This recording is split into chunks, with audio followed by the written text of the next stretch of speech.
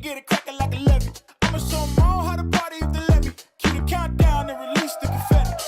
The party don't start till I get there. Sit us all in the rest and it ain't fair. I've been waiting on this moment my whole life. Yeah, give me my crown if it's just right. You make it look good. Watch yourself, huh?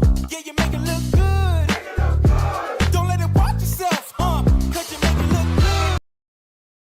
Hold on just a second. Just a second. I just want my... Oh.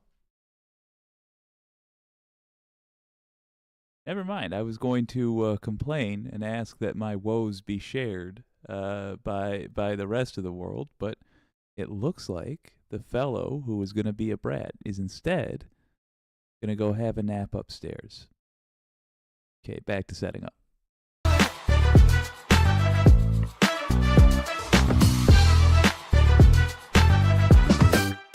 Watch this. Pull up with the top down. Ain't anything. I'm way too hot now. I radiate. Don't need a rear view. They behind me. 'Cause my future's so bright in my blind. Hold up. Why I gotta shine so bright? Don't need a reason. Escorting my haters out. They wish you sleep. Can't be nobody else. I'ma be myself. So they gon' have to watch me treat myself. You make it look good. Watch yourself, huh? Yeah, you make it look good. Don't let it watch yourself, huh? 'Cause you make it look good.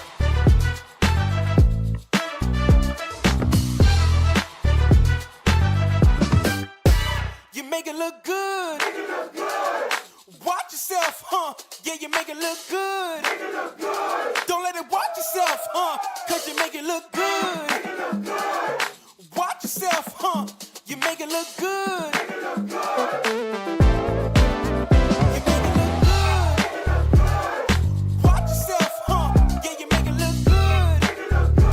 Don't let it watch yourself, huh? 'Cause you make it look good.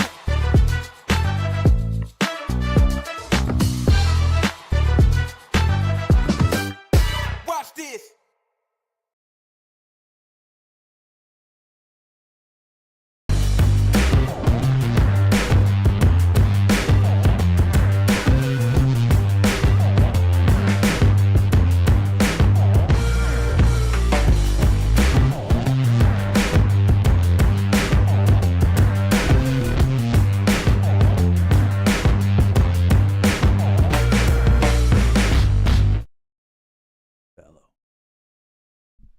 Welcome to WYCD Wicked. That stands for What You Can Do. Yo, come here. Boy, yeah, he's a boy. Here you go. This is Wallace. He's a very good boy. He's a sweetheart, and he is my brother's dog. He's my furry nephew. He's also, by far, the most, let's say, gentle spirit. He's a sensitive fellow. He's a sensitive fellow. He's a very good boy, isn't he? Yeah. Yeah, he's part wolf. But all heart. We're as you could possibly tell, we're going to have one of our usual dog sitting streams where it could be interrupted at any moment to take care of one of these fellows. And I can only apologize. But they need emotional affirmation as well as food and such. But let's get to it. While we're waiting for people to arrive, I want to make fun of Donald Trump Jr. before then genuinely feeling sad for him. Oh, there's a good girl. But first, moving an arthritic dog. One moment. I leave you with your my co-host, Wally.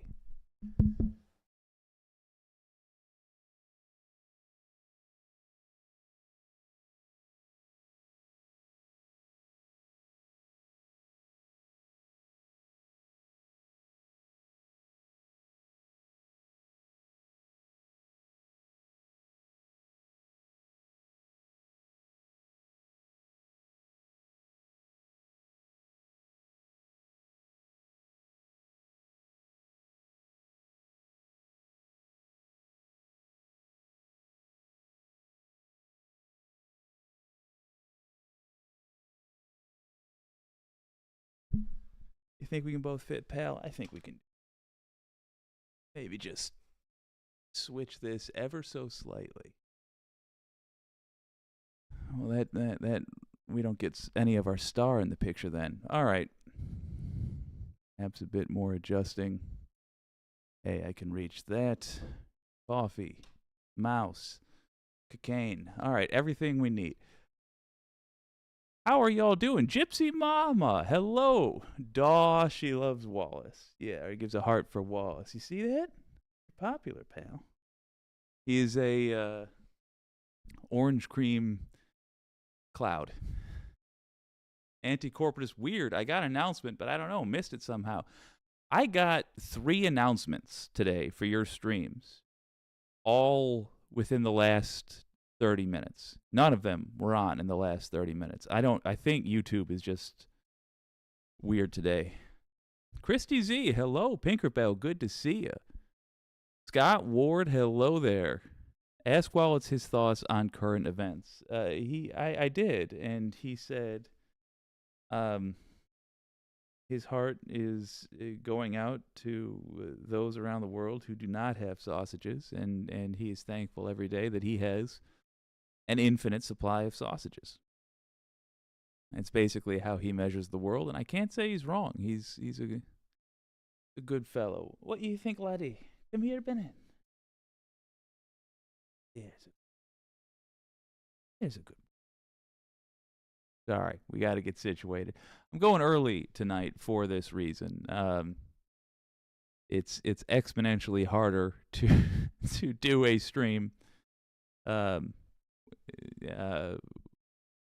the evening. I'll spare you the details, but it is more difficult. So I'm hoping to talk about this stuff relatively uninterrupted, assuming, laddie, they're all settled in, which they now are. All right, let's get to it. Donald Trump Jr. testified against his father in court. He had no choice. It's a civil trial. Let's do a segment. Donald Trump Jr. testified against his father in the civil trial. And in basically any other era of American history, Donald Trump Jr. would be one of the top villains in the headline. I mean, he's a genuine monster, which makes it easy to lose, maybe not sympathy, but to lose touch of his demons, to lose touch of those things that haunt him. A big part of what we do is try to predict how people will behave, setting aside whether we like them or not, simply so that we can come up with the best plan of action for the facts on the ground. And I think the story of Donald Trump Jr. is going to start factoring in more and more to the headlines. With my one eye, I look like that British comedian who was on, I don't even remember what it's called now. Anyway, Donald Trump Jr. is, I think, going to factor in, his story is going to factor in more and more to the actual events that happen, the actual changes in the legal battlefield. Something to understand about this guy, I don't think he loves his father. I think he tells himself even that he does. He must. He must.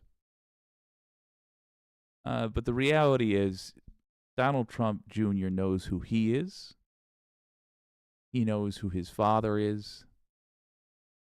And Donald Trump Jr. knows that his only way to produce anything for himself, not actually, get work done, but his only way to fund his own lifestyle is by siding with his father, I guess we should say, and playing the protege, even though he's a protege to a fake billionaire con artist. Here's Lawrence O'Donnell giving a great breakdown of why Donald Trump Jr. doesn't have a very high self-esteem and also why I suspect he despises his father, Donald Trump.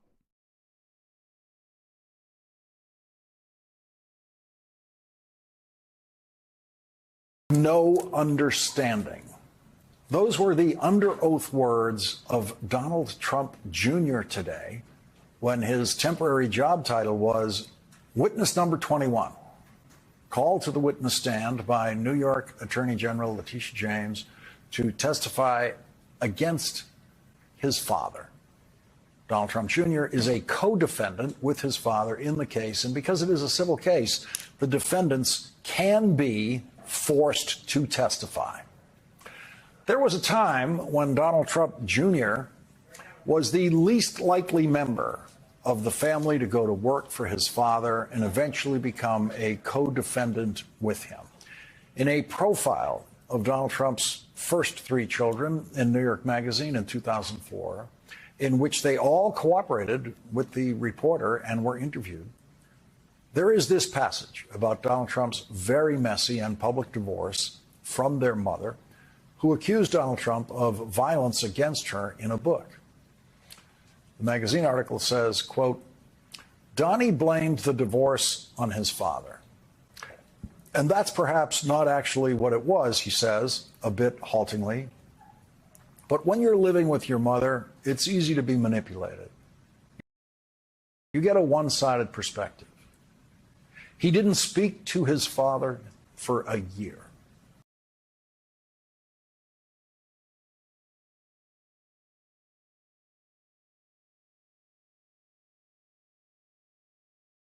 So consider this. This is the same woman who at one point said Donald Trump forced himself on her after the botched hair transplant. Donald Trump is known to have, I believe, cheated on, what is it, Melania when she was pregnant with Barron? When she was pregnant.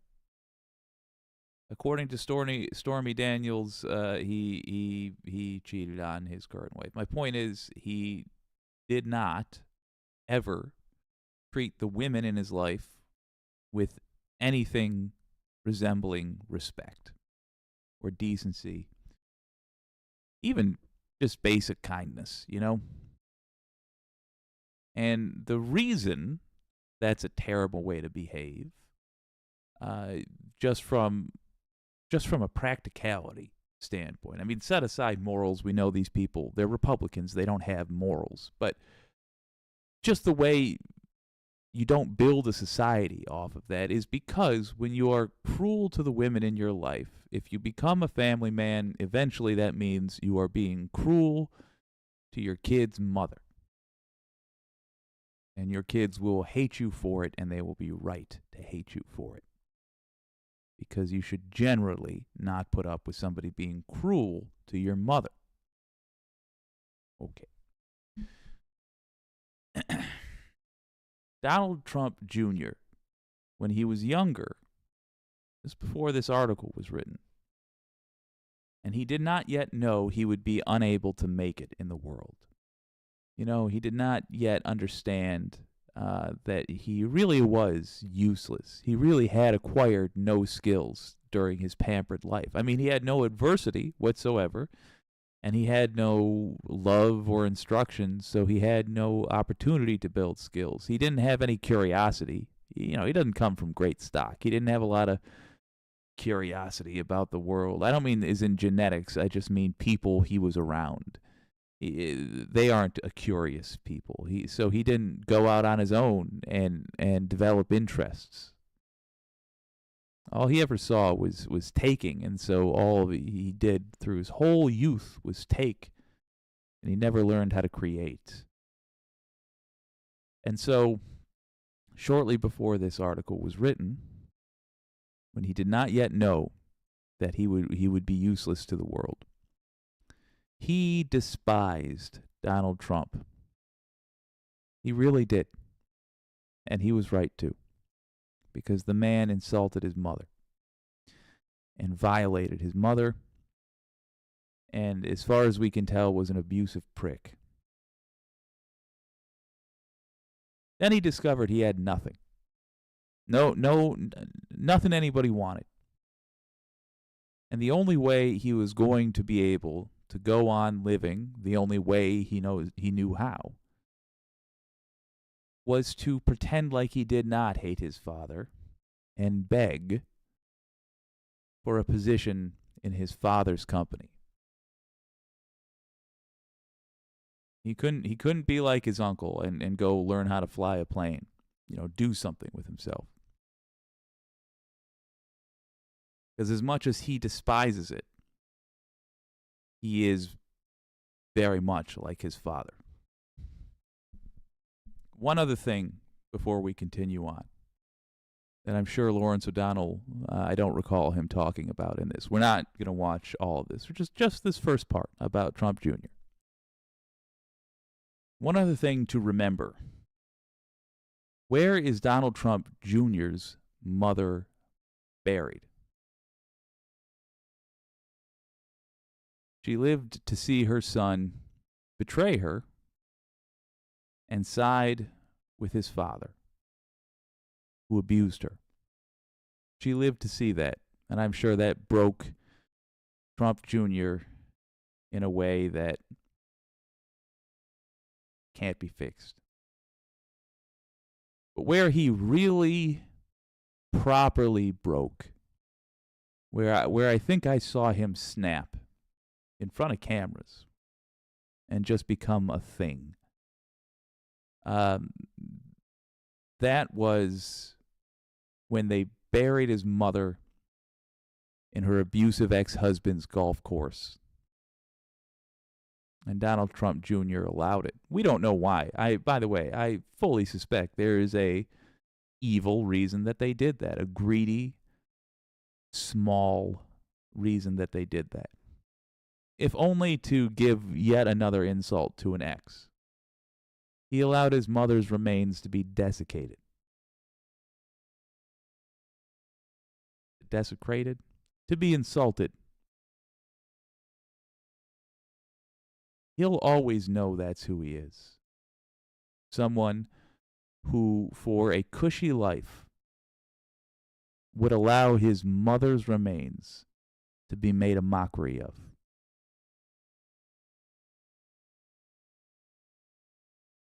The rest of this is why he is that person. In that article, Donald Trump Jr., who didn't speak to his father for a year, made it very clear that though he is the firstborn and has his father's name, he knows he is not his father's favorite child. That status, he acknowledges, belongs to his sister, Ivanka. In the New York Magazine article, their mother said this about Donald Trump. He's not the kind of father who would choo-choo, goo-goo, noo-noo. He would love them, he would kiss them and hold them, but then he would give it to me because he had no idea what to do. Give it to me. The New York Magazine article gave the least attention to Eric Trump, something he is surely used to. Eric Trump, who is also a co-defendant in the case and will be forced to testify, occupies a revealing paragraph in the New York Magazine article that just might be everything you need to know about Eric Trump. Quote, Eric, who seems the most inclined to look on the bright side, believes his parents' breakup cemented a deeper bond between him and his siblings. Donnie, in a way, is like a mentor. He kept tabs on everything that my grandfather taught him over the years and that I was too young to appreciate. And I'm definitely closer to Ivanka because of it. She took me under her wing and raised me, took me shopping, tried to make me cool. Well, at least she tried. Oh, Lawrence, you saucy bitch. Real quick, I want to do a thank you here. Thank you to Wicked Foxy Dragon for being a member of this channel for 6 Months. Thank you, Foxy. And hello to you. It's good to see you, my friend. We're gonna in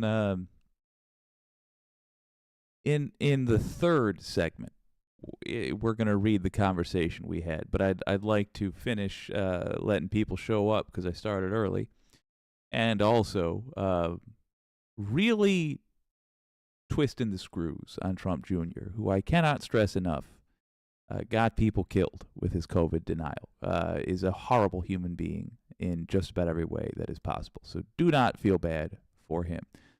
I have no understanding, he said, when testifying in court.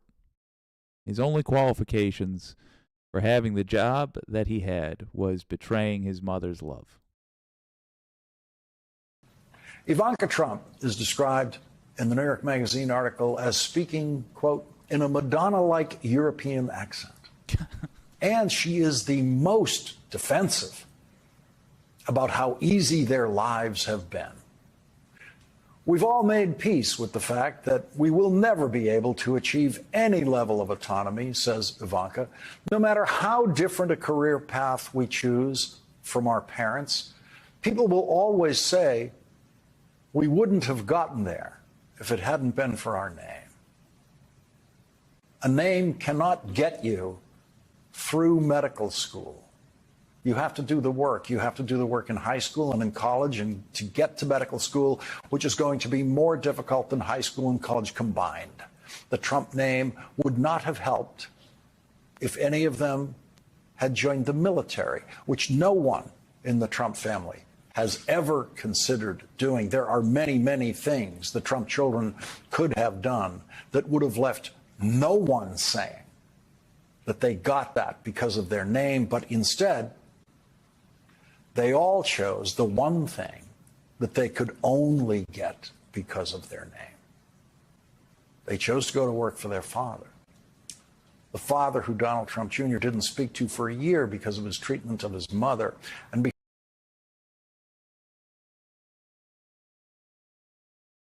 yeah, that's who Donald Trump Jr. is. That's who all the Trump kids are. When people say, why are you going after the Trump kids? It's because they had involvement in this. And they each, in their own time, realized they were of no use to the world. And so they would instead join their father in being a drain on it. But now we've reached the end of that road. And they will be facing, probably for the first time in their lives, genuine consequences. Genuine consequences. My God. These are things. The reality of consequences are things you and I deal with probably, literally, every day. Did I buy X, so can I afford Y? Did I save enough that I can afford surgery for my animal? If I speed, will I get a ticket? A ticket being something that is relevant to me in my life. Think about how scary consequences are for the Trump kids. And I know they're in their late 40s at this point. They're kids. Never had a chance to be anything else. Think about how scary consequences must be to them. So facing any sort of consequences for the first time in their lives, and those consequences being to be forced to live without a king-sized bed and a bidet and a meal made by a personal chef, and oh yeah, maybe getting shanked. Those consequences are going to force them to reconsider how they feel about their father. Ivanka did right away. She didn't have to work particularly hard to earn that love, so that love didn't have a very high value to her. And she's already got someone who fills that role for her now, the role of giving her money for affection. That is Jared Kushner. So she really quickly turned on her father. The question is, who's next? Not just being forced to testify, which is not, they don't have a choice in that. But who will cease trying to support him? Who will cease putting in the work to support him? Who will switch their game to being entirely defensive? I think Don Jr., because he has motivation in the other direction as well. And it seems like the only reason he ever joined up with his father was for the money and the power. And that is going away, in large part thanks to what you guys do, insisting that this person be treated like the rest of us. So congratulations on that. And I would listen for Donald Trump Jr. to say one or two small things that will set his father off, followed by cowardly remorse, and then silence until the conviction. Let's see what you all have to say.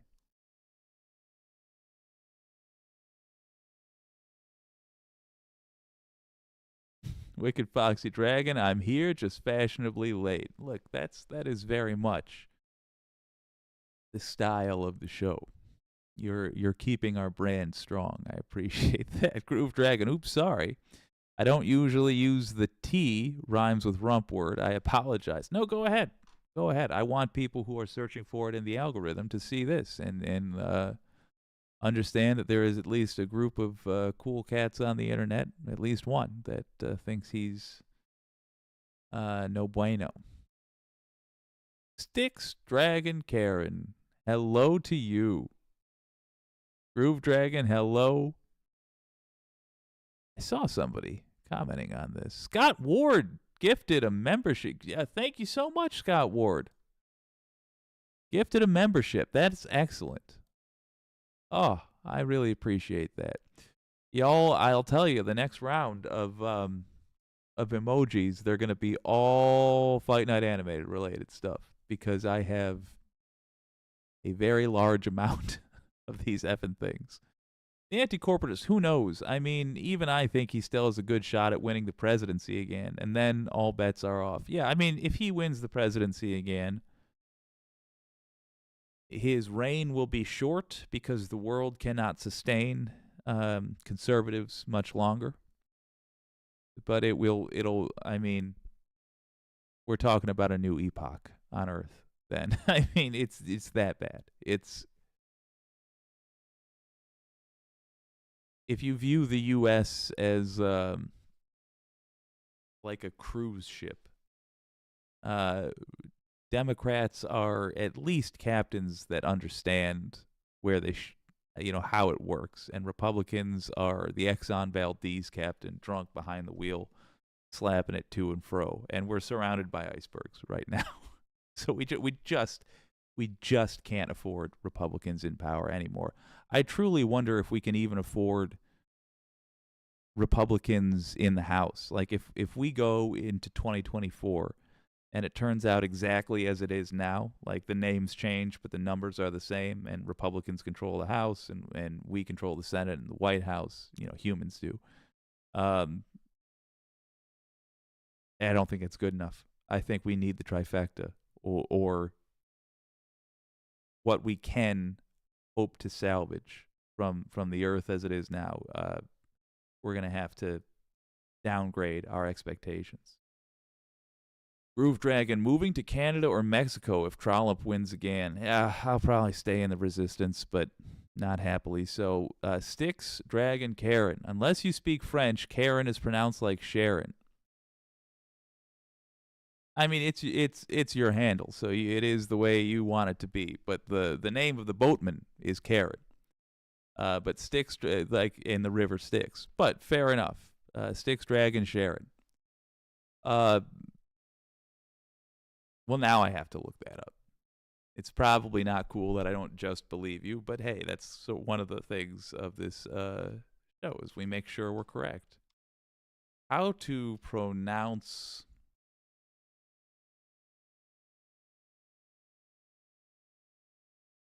Sharon. Deity sounds like Kehrun. Karen, they say. Well, that's Google. So the capitalists agree with me, but we'll see. We'll see. But yours is Styx Dragon Sharon. Noted. Styx Dragon. My legal name is Sharon. Well, there you go. I stand corrected fully. Pinkerbell. Oh, yeah. If she got cremated, then there went the docs. Yeah. Agreed. Agreed.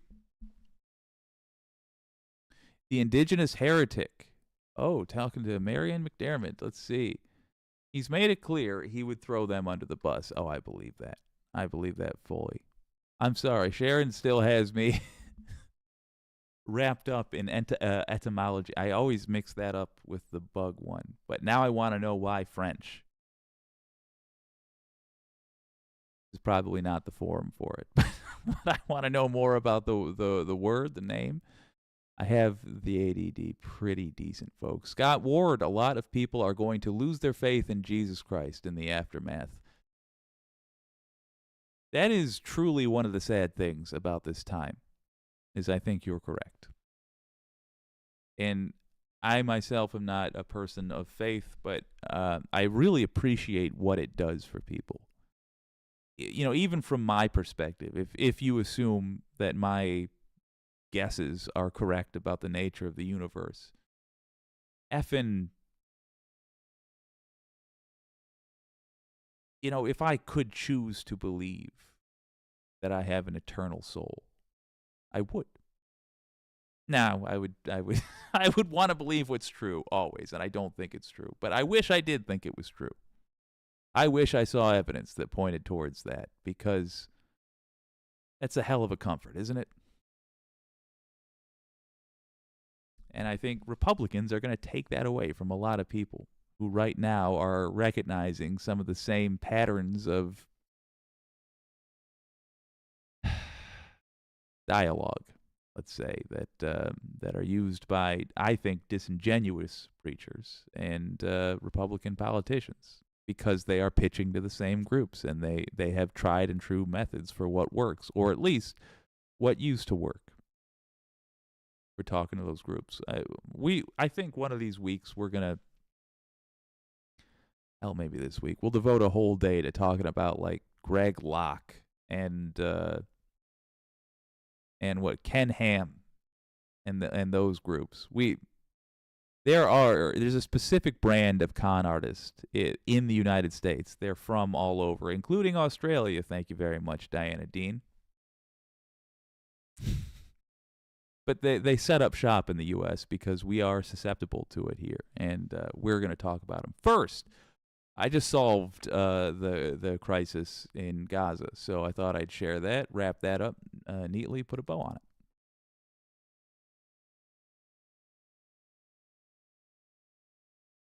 Easily the most pressing matter for the earth to deal with right now is the situation in Gaza. Why is it the most pressing? It is a genocide. It is currently happening as we're talking. And it frankly has been a rolling conflict that springs up whenever it gets the opportunity. Whenever it's like a disease that you're always infected with. And when your immune system goes down, that's when the disease springs up. It's like you have a low-grade cancer. Let's ignore the majority of the background to this. Let's ignore the 1967 war, where Palestinian territory was captured and never given back. Let's ignore the 80s, the 90s. Let's just deal with October 6th until now. I want to talk to the people of America, and presumably I have the majority of the human race listening to this podcast, so the people of Israel and the people of the Gaza Strip. Gaza is an incredibly complicated situation. And unfortunately, at the same time, urgent, as in immediate, action is needed. This is a recipe for letting stereotypes flourish, because a great deal of information must be condensed in order to make a decision. You need lots of factions boiled down to simple descriptions, so you can choose quickly what to do. I hear some people being defensive of or offensive to Jews and Arabic people as a whole. This is because they do not understand who is, broadly, at fault here. Well, sadly, we do have enough experience with this specific situation to be able to generalize accurately. The right wing is killing civilians in Gaza. The right wing killed civilians at that concert.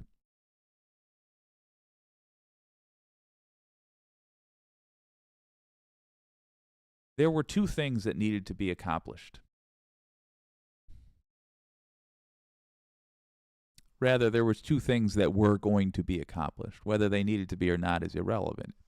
They were going to be accomplished. Revenge for the initial attack. 1,400 dead. Revenge for that.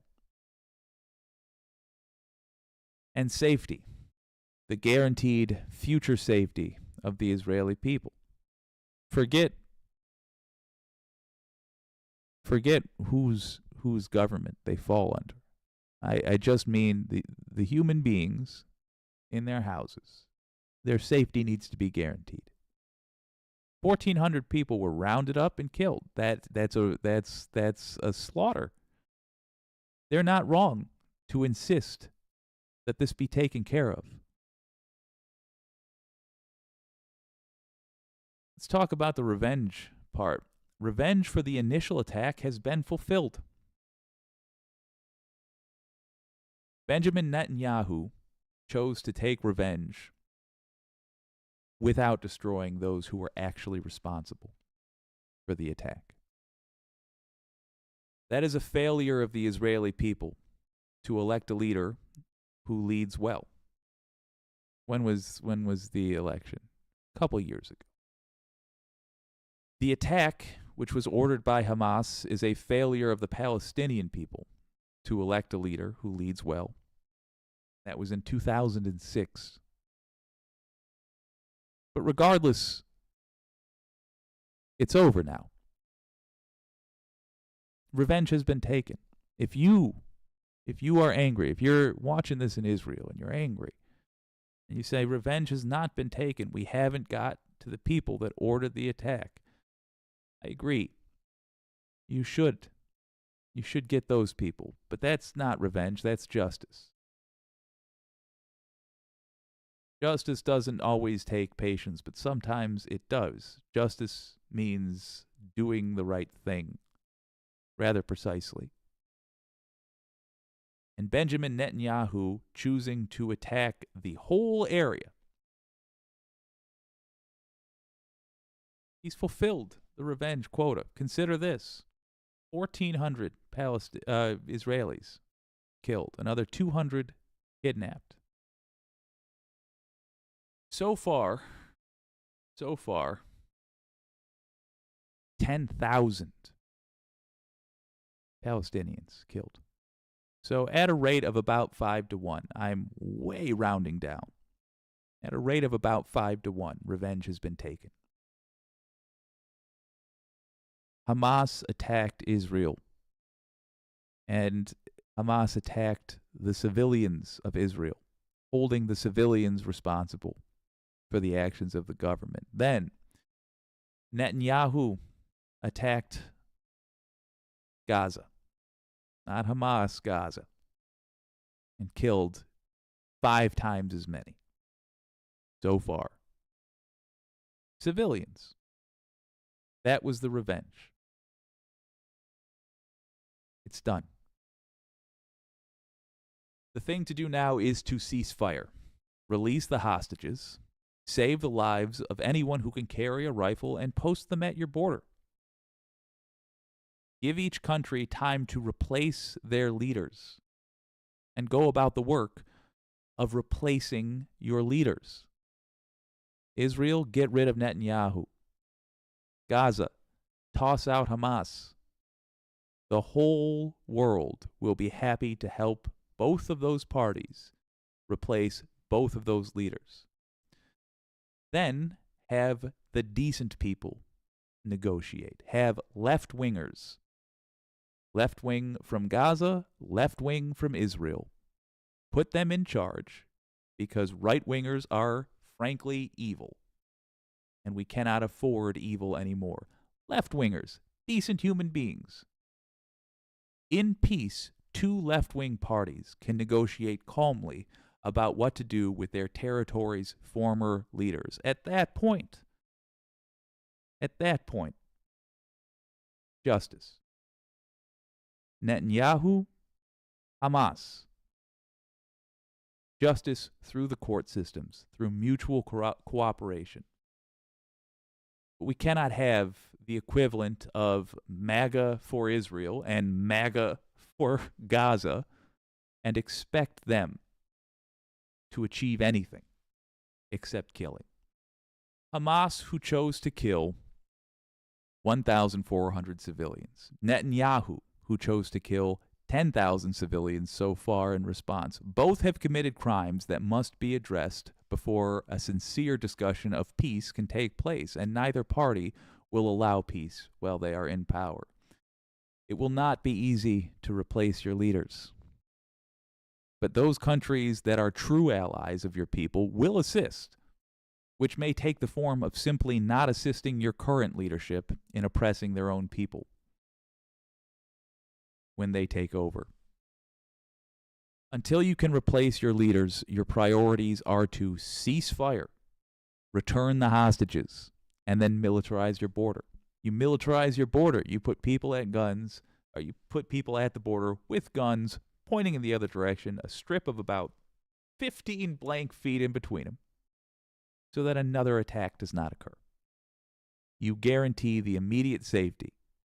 Now, however, is not the time to finish the conversation. Now is the time to set the conversation aside to stop the madness. The conversation will be finished when you put calm, rational left-wingers in charge. Over here in the United States, you have a clear example of why you should do that.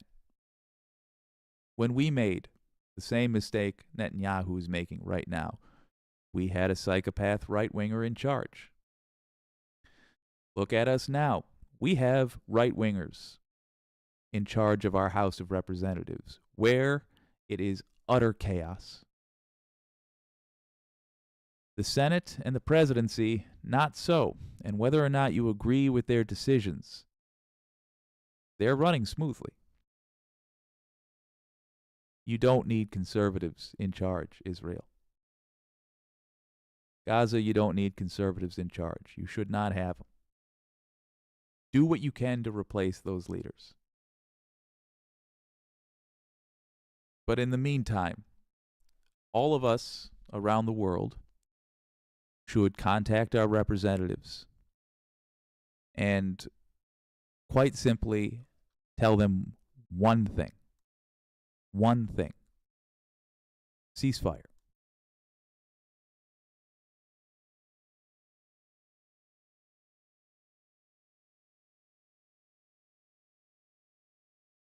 You know, I have the luxury of thinking about this stuff while I don't have rockets flying at me. I have no idea if I'm right or wrong. It's just the best I can think of from the comfort of a suburban house.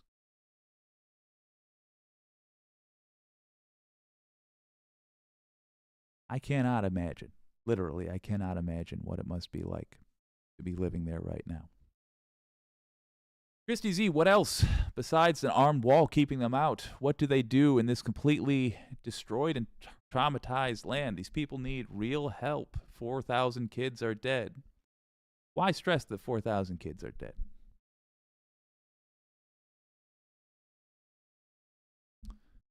It's not wrong. But what else besides an armed wall keeping them out? What do they do in this completely destroyed and traumatized land? Why are we rushing to find the next problem before we have succeeded in solving the first problem? Are we going to do something other than request a ceasefire before requesting a ceasefire? Is there something that takes a higher priority than a ceasefire? Because if not, just say ceasefire.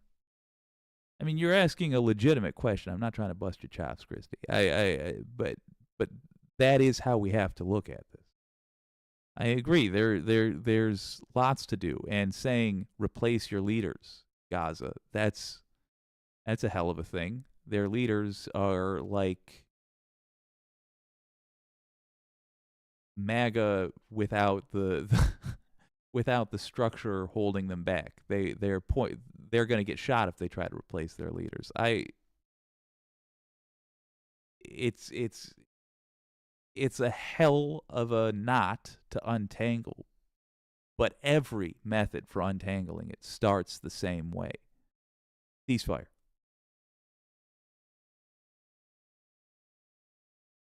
Ooh, Soul Life. The speaker's name might as well be Mike Ock. Yeah, it is pretty funny. The weird riddle suit, says Pinkerbell. I do not know what that is in reference to. Groove Dragon, UN peacekeepers? Yeah, I'm all for that. Perd Beer, good to see you. Christy Z, why mention 4,000 kids dead? Because it's horrifying and enough is enough. Yeah, I know, but it's because it's horrifying that I mean to pause you and ask why. All right, let's talk about this. Imagine there's a sniper outside of your neighborhood, and they're shooting shooting kids. Let's just keep it as brutal as it is. And you're making a plan to call the police, and somebody slaps the phone out of your hand and says, "Don't you understand? They're shooting kids." Yes, that's what we're addressing. There's going to be lots and lots of people who throw emotional stuff at you. Don't help with that, because you're not wrong. But that is, you put that in there when somebody seems to be ignoring that fact. If somebody is not ignoring that fact, you're just choosing to make it, to dwell in the most sorrowful aspect of it. Like, here's a better analogy. You're doing surgery and you already know you've lost the limb. It's got to go. You had a chance to save it, but you didn't save it. And now you're just trying to save the torso and the rest of it. But if you keep dwelling on the fact that you lost the limb, you're going to lose the whole patient. It doesn't mean you ignore it. You acknowledge it. You deal with it. But time and a place. And I would encourage you to not chase your feelings on this matter, because it will not help you sway people. And that's what I want to do. I want to sway people, because we have a lot of people right now who are blindly, once again, I think I'm going to see it every 20 years of my life, they are once again supporting an eternal war in the Middle East without knowing anything about what they're supporting. And I think part of the reason is that nobody calmly explains to them, number one, how we got here, like in simple terms. And number two, what to do about it. Instead, they hear, here's a very big sounding number of horrible things, and they just, they turn off. They turn off because it sounds scary and it sounds confusing. And I already shouted 10,000 dead civilians a bunch of times. They get it. 5-to-1 ratio. If that's not enough, if they also need to know that 40% of those confirmed dead are children, I've made an ineffective argument anyway, and we should look for another one rather than try to push them over with heartache. But you are not wrong. Scott Ward, the average age in Gaza is under 19. Half the population is under 18. They haven't had an election in 18 years. They didn't choose this. No, they did not. No, they didn't.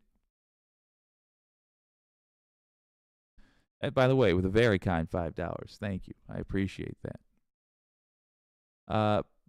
My dogs are goth. The Mike's Dead Show just read the story of your mom. Ooh. I would like to know where I can read that. Christy Z, sorry, I didn't really follow that. I'm talking about war crimes and genocide. Oh, yeah. Christy, I should clarify. I'm talking about addressing people who are reasonable but ignorant. But I do want to also be very, very clear. I'm discussing what to do next. I don't have, or rather, what we should be telling our representatives to do. When Benjamin Netanyahu is out of power, and by the way, we actually could affect that, and we need to start, I think, working on that. When he is out of power, that's when those 4,000 dead kids got to come back. I don't want to make it seem like we should not mention them. We should, and don't forget them. But we do need to do one thing at a time. We got to get we need to make sure it doesn't become 5,000. It will, by the way. We will fail. But our next course of action needs to be stopping the killing as fast as we can, and then turning around and dealing with who's responsible for it.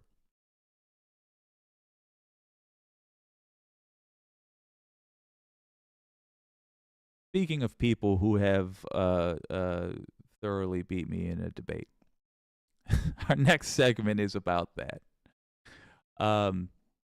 My representative is Rashida Tlaib, and Foxy had some thoughts about Tlaib. Is that smoke or is that dog hair? Stand by. Oh, stand by. I'll be right back, folks. Never mind, we're good. She had some thoughts about Tlaib. I didn't agree with them. Now I do. I have changed my position functionally to match up with Foxy. Although I have to say, like all proper agreements, this will satisfy no one. I want to read for you an exchange I had with Wicked Foxy Dragon.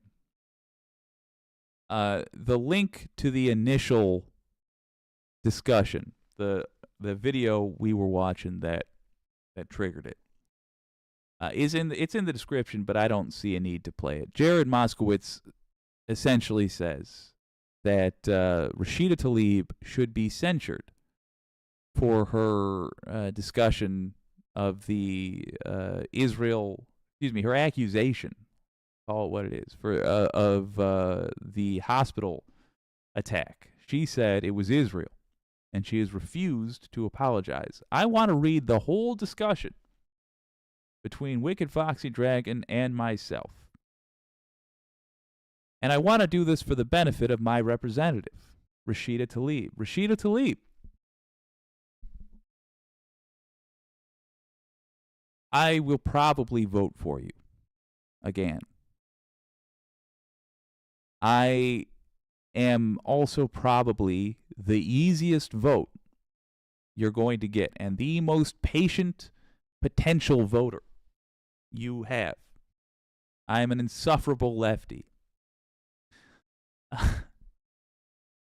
And so I want you to hear this criticism and set down your defensiveness, that will happen for everybody when you hear you did wrong. Set it down and hear the criticism and understand that you can take criticism and become a better person for it. Here's me trying to defend you, Rashida Tlaib, because I meant what I said. And being swayed on one important point. Here's the conversation. In response to Jared Moskowitz saying you should be censured for your comments regarding the rocket attack. I'm disappointed to see Moskowitz stretching the truth to make a target of Tlaib. The censure is over her saying Israel was responsible for a hospital attack when it turned out we don't know who did it. I'm being generous there for the sake of Iron Manning Moskowitz's position. My point is it confuses things to censure Tlaib in a time when there's proper villainy to deal with. He should know that, but he's a centrist Dem, and they have a habit of treating progressives as the preferred target. I stand by that. Moskowitz, go f*** yourself. He's fine. Wicked Foxy Dragon. But Tlaib did make a statement about the bombing that turned out not to be true, and then refused to correct herself, right? Our people in foreign affairs determined that it was not Israel that was responsible for the attack, didn't they? Shared an article from Politico. U.S. intel indicates Israel didn't bomb Gaza hospital. She made a statement about the bombing as though it were true when she couldn't know if it was. She is at fault for that and should apologize for that. However, her refusal to say it was Hamas stems from the history of U.S. intelligence being willing to mislead the public on these things, and she may not be wrong to do that. The problem I have with Moskowitz there is that he's making it seem like we have a video of that attacker firing the ordnance with his certainty. The reality is we just don't know. I note that very little coverage has mentioned Netanyahu's aide, Hananya Naftali, said they did do the attack, then walked back those statements later. My point is Tlaib is acting earnestly, though unwisely, with very little information. It's not worthy of a censure, and Moskowitz shouldn't Moskowitz shouldn't pursue one, in my humble opinion, though I see where he's coming from with it. In more peaceful times, I might have even been behind it, but I feel the public needs clarity with who's the good guys and who's the baddies now. My problem, says Foxy, and I understand, as I understand Moskowitz's problem, isn't that she made the statement when she didn't have information otherwise. It's that she refused to clarify that she was wrong afterwards. We complain about misinformation and disinformation, and that is how it starts.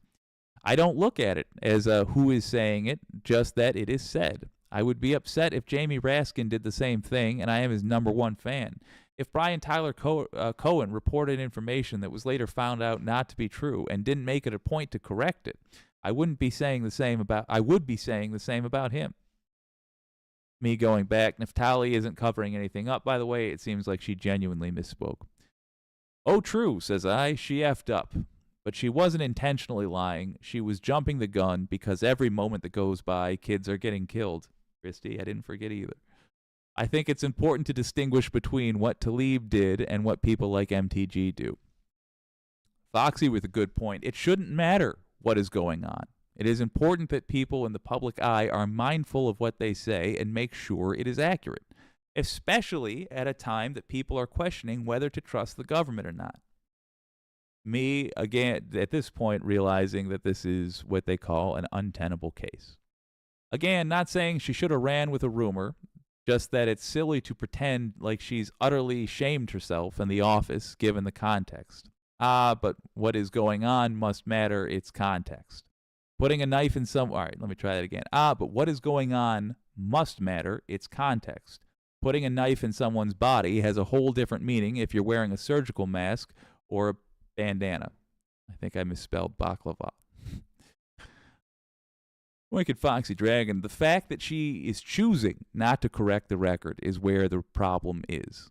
I'm not even saying she should apologize. Just tell the public she may have been wrong. And that, Foxy, that's where you won me over. I mean, you were winning. Let's not lie. You were probably going to win. But where you definitely won was that sentence right there. I'm not even saying she should apologize. Just tell the public she may have been wrong. Not even says she was absolutely wrong, but clarify that she may not have been absolutely right. Me not realizing my legs have been cut out from under me yet. She spouted off about something she thought was true because time was the essence in her mind. Whether or not you agree with her, I don't. I think it has to be considered when weighed against people who genuinely try to deceive. She's choosing not to because she doesn't believe U.S. or Israeli intelligence, and this I'm on board with as well. The article was using open source intelligent analysts to help make their point. Not a great sign that we have clarity on a subject yet. And even correcting myself. That's like the cats from Bellingcat. Open source intelligence analysis is certainly shakier, but frankly, it has the benefit of being something you can double check personally. So I shouldn't have made it seem like it was quite such a bad thing. Wicked Foxy Dragon, I have to disagree. It shouldn't be a comparison. I am huge on trust. It doesn't matter if 1,000 Republicans put disinformation out there. It's no excuse for not making sure what you say is accurate. Me, do you think Tlaib thought it was true when she said it? Wicked Foxy Dragon and I then go back and forth on that. I'm going to skip this because I don't make any points worth reconsidering in this next chunk. Here's when it changes. Wicked Foxy Dragon, look at it this way. Rep A says that Israel bombed the hospital. Rep B says it was not Israel. The news station says it was not Israel. Fox News says it was Israel. Now the public doesn't know who to believe, which is bad because we don't know who to trust. Then when it comes to funding aid for Israel, it makes it hard for citizens to support funding for a group when we don't know if they attacked a hospital or not. That goes true. I mean, that goes the other way as well. Funding the Palestinian people living in Gaza. If we don't know who to trust when the next thing gets said about why we should or shouldn't do that, this isn't what Foxy said. It's just now me taking her point and running with it. It's a good point, is what I'm saying. We need to be able to trust what people are saying. It's that simple. Rashida Tlaib, if you're still listening, kudos. These are the kinds of conversations your constituents are having. And if you choose to have a national level campaign, which you'd be a fool not to, you're a fantastic representative.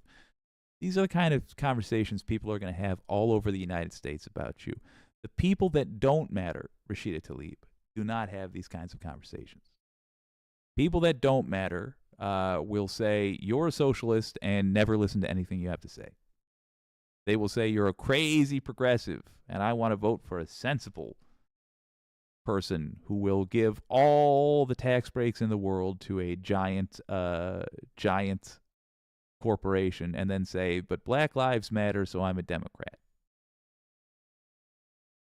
They won't actually do anything to help black folks. Rashida Tlaib, this person who I was talking to, here's what you didn't know. We were having this conversation on her birthday. She chose to spend her birthday talking about the finer points of a political statement centered around a foreign conflict.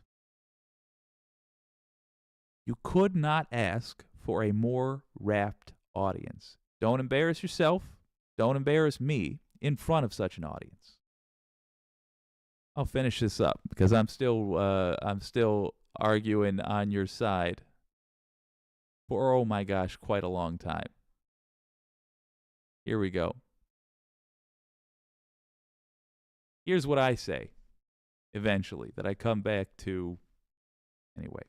The censure measure is a wild overreaction in my opinion, but it's fine if we disagree over how casually it should be used.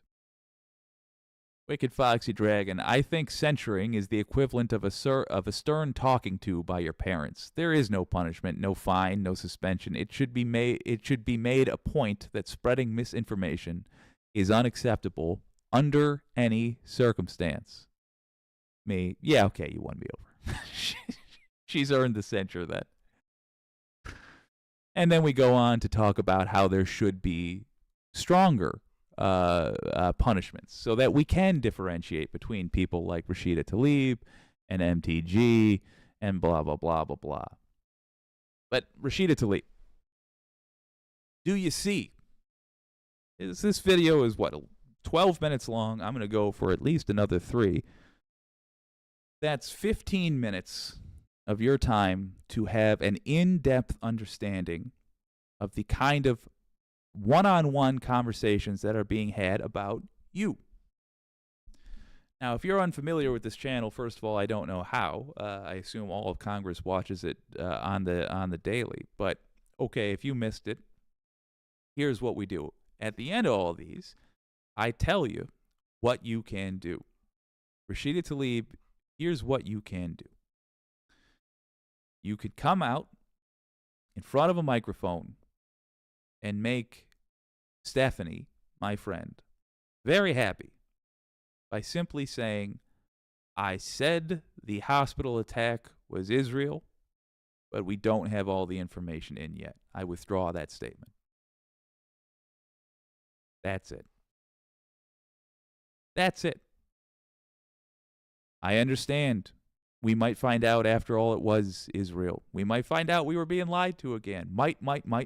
You don't know that it was Israel, and you said it was. Show the rest of the bums in the house how decent people are supposed to act. This doesn't have to be a big deal. This can be, in fact, a very small deal. Just acknowledge it. If they still want to censor you, fine. Then let them demonstrate that they are clowns that have no idea how to use the time that they have been given in office. But you, for your own soul, for the satisfaction of my friend Foxy, and for me, your constituent, just admit you were wrong there. Just do that. I think you do a bang-up job. Don't get caught up in these silly-ass games. By the way, Jared Moskowitz, who has the balls to have a YouTube channel that I can tag. Jared Moskowitz, here's what you can do. Quit bothering Rashida Tlaib. You either have no idea whatsoever who Benjamin Netanyahu is, who's running Israel right now, or the genocide that the U.S. is currently complicit in, or you do know, and you're being a silly asshole about this. You've earned a lot of respect from your old pal Jake over the last year because you're willing to attack Republicans, but you're equally willing to pretend like progressives have done some major sin when in fact they are just trying to help people. Soon, you silly little twerp, soon we're going to reach a time when the Democratic Party, meiosis, it's going to swell and it's going to split. The conservative refugees from the Republican Party, in my opinion, they're going to come flooding into the neoliberal-friendly Democratic Party. And that will be followed by the Democratic Party no longer being neoliberal-friendly. Because of your discussions about the situation in the Middle East, I'm going to assume you don't even know what a neoliberal is. Look it up. Decide which side you want to be on. You bother Rashida Tlaib again with this kind of nonsense. Stephanie's right, by the way. Our old pal Foxy's quite right. Tlaib should apologize. But you, Moskowitz, with your censor, ridiculous. You need to remember who the baddies are. Remember that. Because we're going to put you on a side in a couple of years. You can either be with the MTGs or you can be with the Rashida Tlaibs. You decide. You decide which one you would prefer to be on, and understand that you will be on one or the other in a couple years.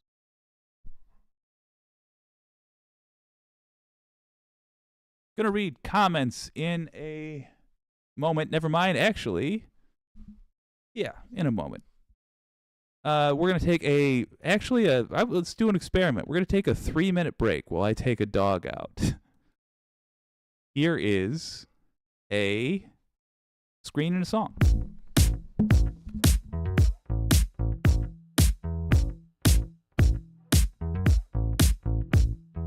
I can't help but feel good. I can't help but feel fine. Everything is in its place and everything is mine. I can't help but feel good. I can't help but feel fine. Everything is in its place and all of it is mine.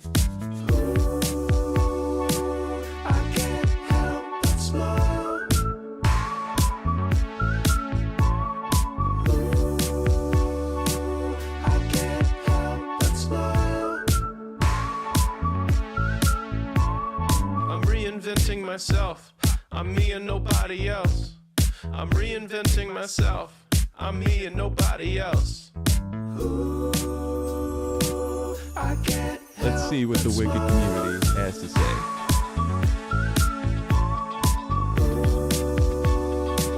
I can't help but smile. It's a decent song. Kid Penny.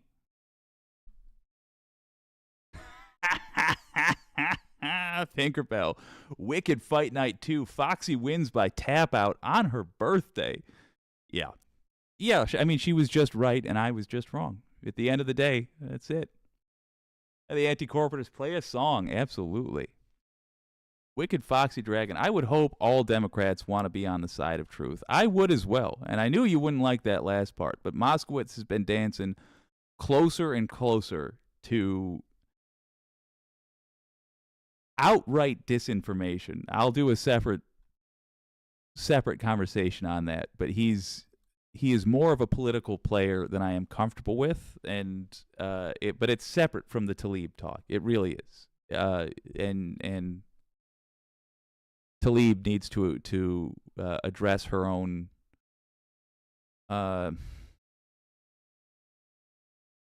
problems first. That's got to be separate from the Moskowitz talk. But I do want to have the Moskowitz talk. Guys, I would truly, genuinely love to do a big jumping off point for this, where I read all of the comments. But unfortunately, I have got dogs that are they've unionized, and they are now all protesting together. So they have demonstrated that their collective power is greater than my own, despite the fact that I own the means of producing kibbles. So let's take a lesson from them. Be dog-like, form unions, and I'm going to go do as they say. Thank you very much for joining me tonight. Congratulations, Foxy. You have joined the ranks of people that have trounced me in a debate. Anti-corporatists, keep it up, man. I enjoy your show. I will be tuning in with some regularity. I'm sorry I missed the streams today, but I did pop it and give you a like, and this has been... Oh, wait, thank you again to Scott Ward and Wicked Foxy Dragon, and... Yeah, Scott Ward for the gifting of the membership, and Scott Ward for the $5 super chat. Thank you, thank you. And Wicked Foxy Dragon for being a member for 6 months. Man, I appreciate that. This has been WYCD Wicked. That stands for What You Can Do. My name's Jake.